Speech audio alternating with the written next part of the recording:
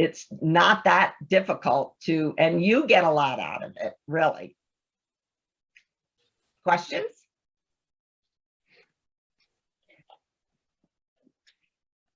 I'm looking at the chat. Let's see. You got that? Cool. So Mary, what if someone has a problem with their computer partway through the week? How do we manage that? Well, let me just share some information about last year was the first year that we ran it for all the camps. This year we've got hybrids. So San Diego was not going to do an in-person camp, but there are in-person camps in some other locations.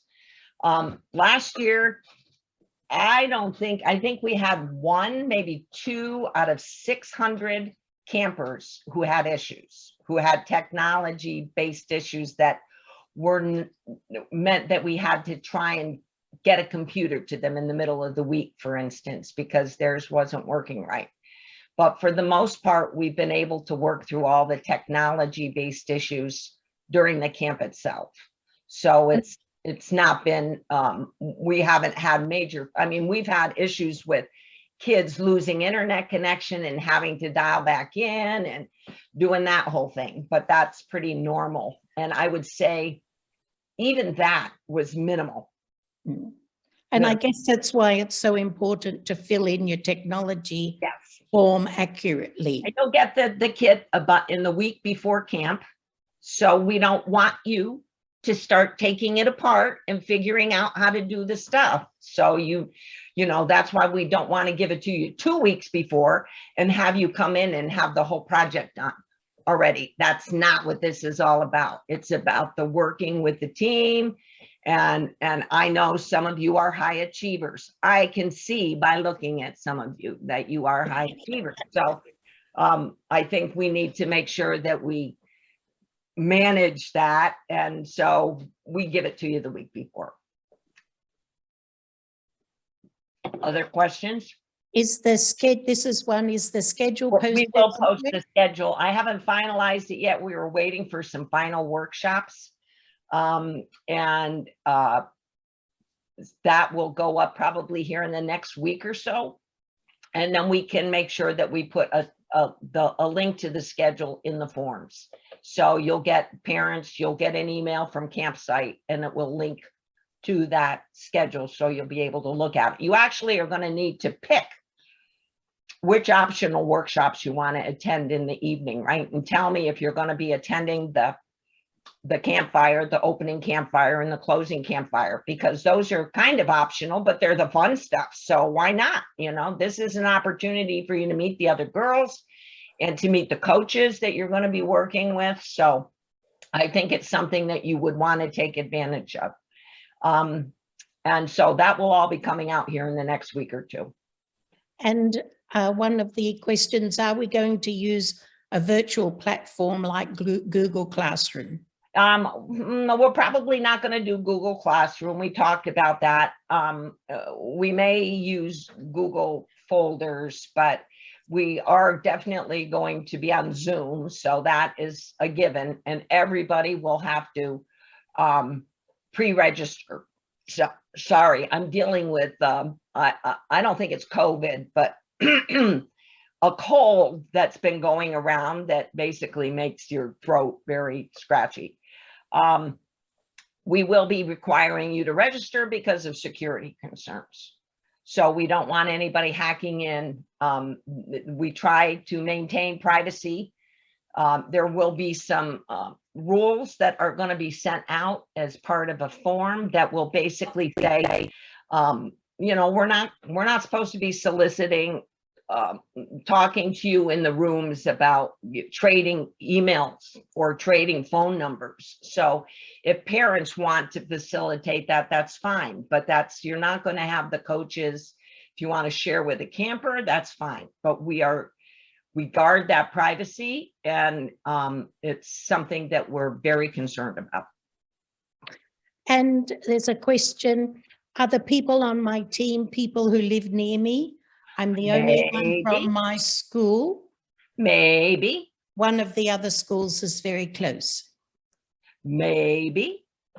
like I said, there's 169, and the chances of somebody being from a school close by to you is probably pretty good, but not all of them, right? So there might be somebody from another school nearby you that you'll be able to connect with at some point in the future. But part of this is to have you meet some other people too, outside of your schools. And there will be people from all over California, not just San Diego area. So we're going to have, like I said, there's 169 people, and I've got people coming from the San Francisco area because they did not run the Stanford camps this year. So most of them have elected to go virtual again this year.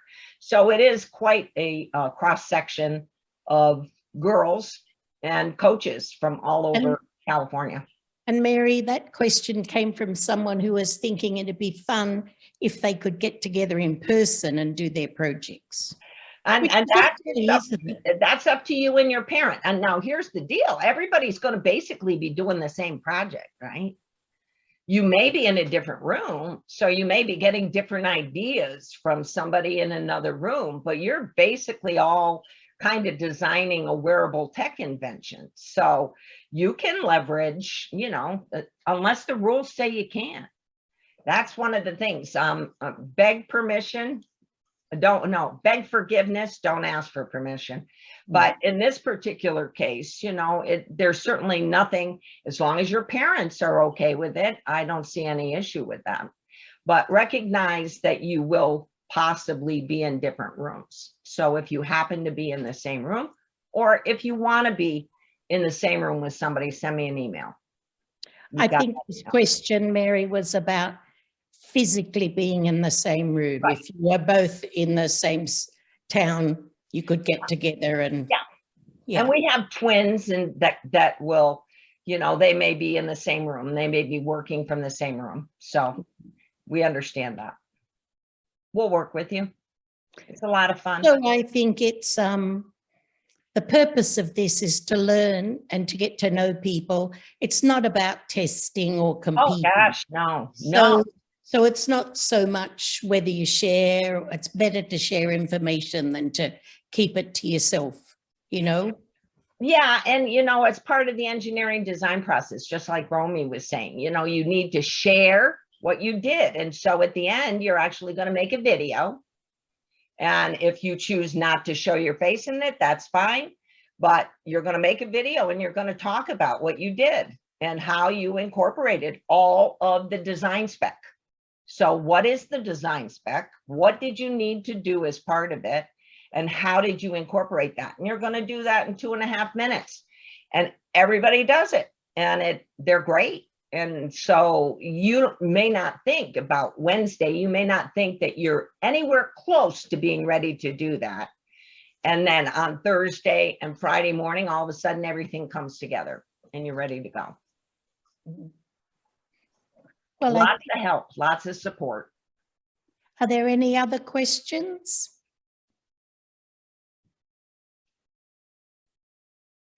Thank you so much, Mary. That's really great. We really appreciate it. You're very welcome.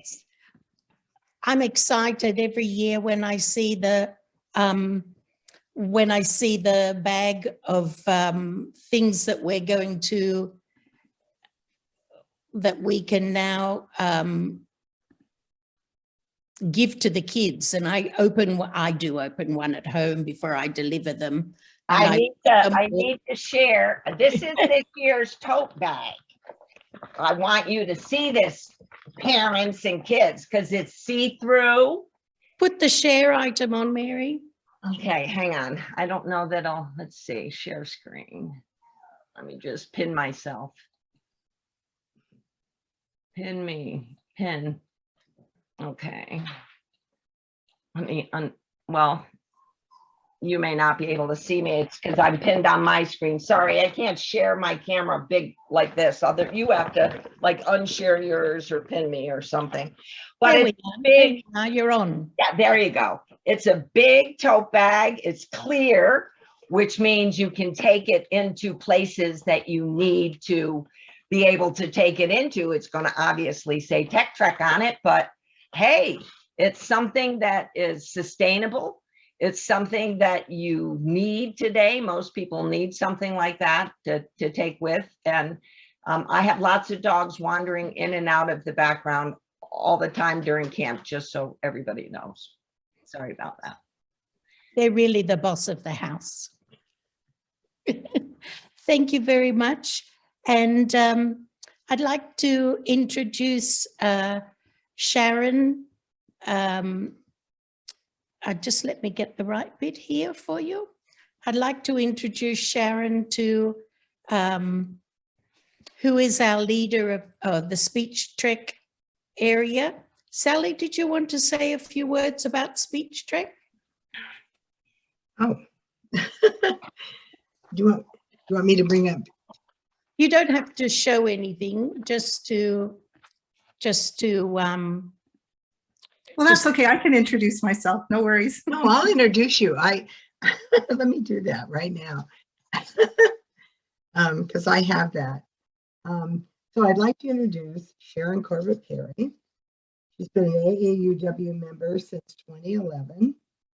And she's currently serving as branch speech track coordinator and a branch marketing director. She served as branch co-president in 2018-2019. Sharon is a San Diego County native. She grew up in Encinitas, attended San Dieguito High School. So Romy should be excited about that. And where she was an award-winning thespian. She received her BA in theater from UCSD. And I'm really reading this small print here. She acted in San Diego and Los Angeles theater productions for many years. And for the past 20 years, along with her husband and business partner, Bob Perry, Sharon works as a seniors specialist and real estate agent. Thank you, Sharon. Thank you, Sally. I'm going to share my screen with everybody here.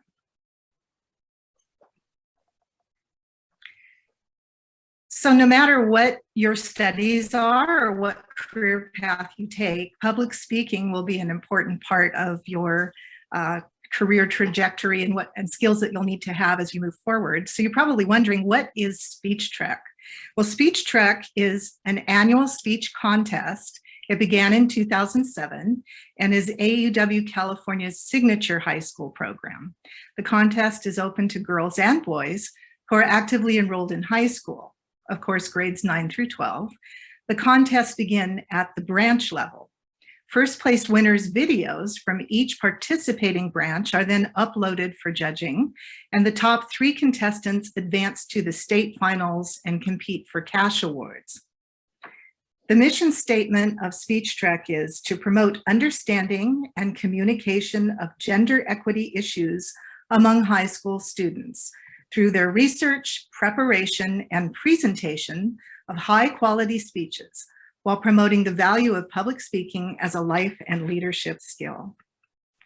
Contestants prepare an original memorized 5 to 6 minute speech on a timely public policy topic.